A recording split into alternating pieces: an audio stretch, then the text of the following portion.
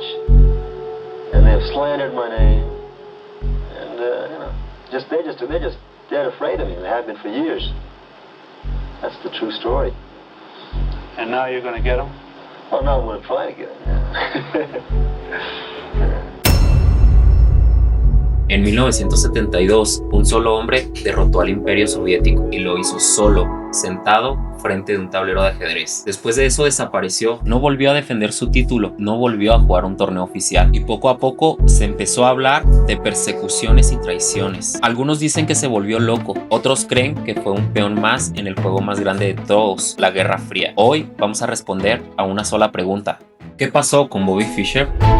Bobby Fischer nació en 1943 en Chicago. Creció en Brooklyn, Nueva York, con una infancia marcada por una madre sola y pocas cosas que hacer excepto un tablero de ajedrez. Aprendió a jugar a los 6 años con las instrucciones de un juego barato. A los 13 ya estaba destrozando maestros adultos como si fueran principiantes. En 1956 fue una partida que pasaría a la historia como la partida del siglo. Un niño de 13 años sacrificaba a su dama contra un maestro consagrado, Donald Byrne, y lo destruye con una presencia inhumana. Los comentaristas no podían creer lo que estaba sucediendo. Era como si el tablero estuviera trucado, como si Bobby Fischer estuviera haciendo trampa. ¿Puedes creerlo? Bobby Fischer haciendo trampa. Desde ahí el mensaje estaba claro. Este niño no solo jugaba bien, jugaba como si viera el futuro. Un año después, con apenas 14 años, se convierte en el campeón de Estados Unidos más joven de la historia, ganando el campeonato nacional con 10,5 de 13 puntos. No fue una sorpresa, fue una advertencia. Fischer no solo ganaba torneos, los aplastaba. 8 campeonatos de Estados Unidos, todos los ganaba, y uno de ellos obtuvo 11 victorias de 11 partidas jugadas, el único score perfecto en la historia de ese torneo. En los años 60 y 70,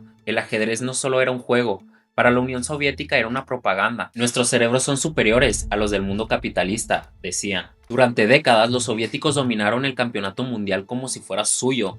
Y en medio de esa maquinaria perfecta, aparecía un estadounidense solitario, Bobby Fischer. Para llegar al mundial, Fischer tuvo que pasar por encima de los mejores del mundo. En 1961, en los matches de los candidatos, le ganaba 6-0 a Taimanov y luego 6-0 a Larsen. Ningún otro aspirante había hecho algo así. Era como ver algún tipo de speedrunner, pero intentándolo hacer en el campeonato del mundo. Y así llegamos a 1972, Islandia. Bobby Fischer contra Boris Spassky, el campeón soviético. No era solo un match de ajedrez. Era Estados Unidos contra la Unión Soviética, capitalismo contra comunismo.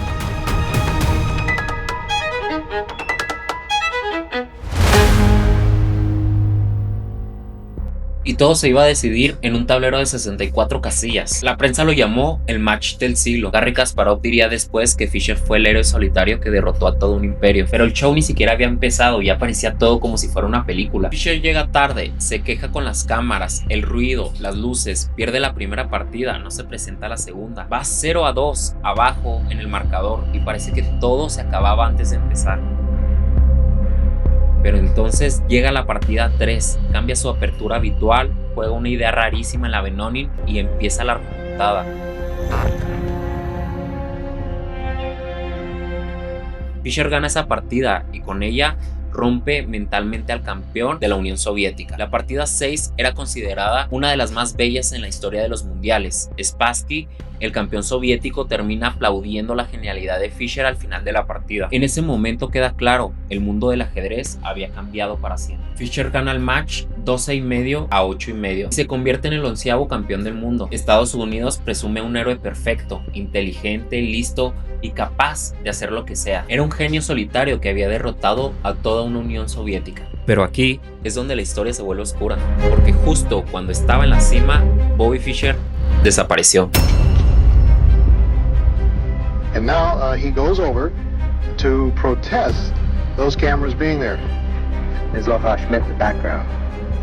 Fischer se niega a defender el título en 1975 porque no aceptan todas sus condiciones del formato. Karpov se vuelve el campeón por default. Empiezan sus declaraciones extrañas, teorías de conspiración, odio hacia Estados Unidos y ciertos grupos, rupturas con amigos. Vive años medio oculto sin competir oficialmente. The first time around, think it will be better this time? That is not true. You mean I didn't want to play here? Yeah. Explain all that. That was all CIA setup. I'll explain that someday. We look forward to that. Bobby Fischer, welcome to Iceland and thanks for talking to us. Have a good night.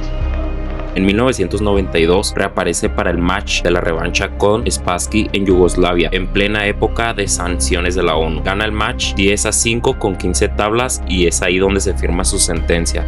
Estados Unidos emite una orden de arresto contra él por violar las sanciones. Nunca vuelve a su país. Ya no es el héroe, ahora es un fugitivo del mismo país al que le dio una de sus victorias propagandísticas más grandes. Su última partida competitiva registrada fue en el match contra Spassky en 1992 en Yugoslavia.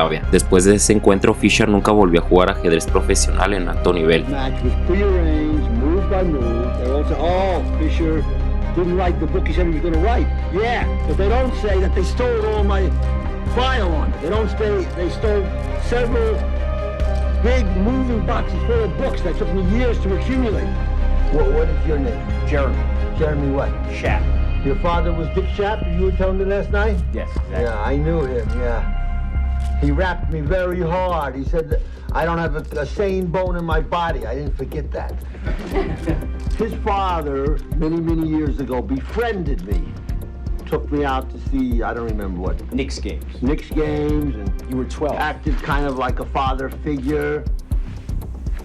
And then later, like a typical Jewish snake, he had the most vicious things to say about me. I have to object, Bob. Okay. Did you read the article where he said I don't have a sane bone in my body? Honestly, I'm not sure if I read it, but I know that he said it. Yeah. And honestly, I don't know that you've done much here today really to disprove anything he said. Quizás Bobby Fischer fue un genio que no soportó el peso del mundo sobre sus hombros, o quizás solo fue otro peón en una partida mucho más grande que el ajedrez, una partida entre países, ideologías y poderes que jamás veremos por completo.